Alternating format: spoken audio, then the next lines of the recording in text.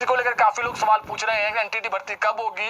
अब जब तक नई कैबिनेट नहीं होती है तब तक भर्ती को लेकर के कोई भी जो है वो आगे नहीं बढ़ा जाएगा, क्योंकि ये मामला जो है वो कैबिनेट में जाना है। और 2-3 दिन पहले जो हमारी बातचीत हुई थी शिक्षा मंत्री से, उन्होंने कहा था कि इस पर कसरत कर ली गई है। जो बड़ी वजह सामने आ रही है वो आ रही है कि आंगनबाड़ी महिलाओं को रखना है।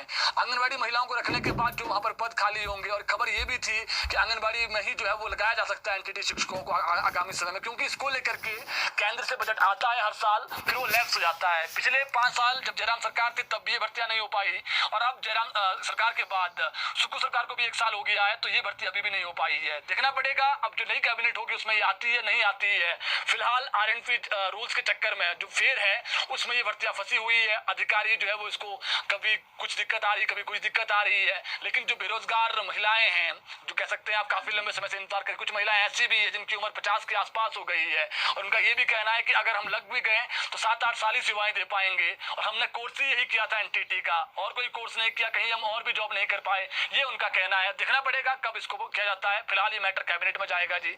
जब तक कैबिनेट नहीं होगी तब तक इस पर कुछ भी नहीं होने वाला है। भी नहीं होने वाला है। आउटसोर्स को लेकर के सीएम ने बड़ी बात कही है कि आउटसोर्स पर जो आउटसोर्स कर्मचारी है उनका दर्द मैं अच्छे से समझता हूं।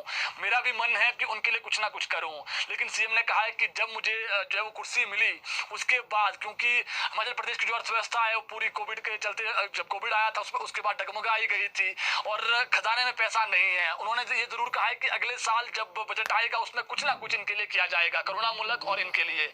इसके अलावा जो बताया जो कोर्ट से आया हुआ है, इसके अलावा जो शास्त्री भर्ती है, हिमाचल दस्तक ने एक्सक्लूसिव जो इंटरव्यू किया था सीएम सुखविंदर सिंह सुक्खू के साथ, उसमें उन्होंने कह दिया था कि उसी वक्त जो है वो आदेश दे दिए थे कि इसका जो प्रॉपर जो है कह सकते जो रोक दिया गया था इसमें पूरा, और रिजल्ट उसमें जो है वो ये आदेश दे दिए हैं कि इसका प्रोसेस 15 दिन में शुरू कर दिया जाए। तो शास्त्री भर्ती 15 दिन में शुरू हो जाएगी जी, ये तय हो गया है। जीओआईटी को लेकर सीएम ने कहा है कि हमने आदेश दिए हैं, जो लोक सेवा आयोग है उससे इसका रिजल्ट आएगा। सरकार ने 3 महीने का समय मांगा है, 3 महीने से रिजल्ट आएगा। 1 महीना अब होने को है, सब समझिए अगले साल जनवरी माह में जो है वो इसका रिजल्ट आने की पूरी संभावना है। तो जीओआईटी को लेकर के हो गया।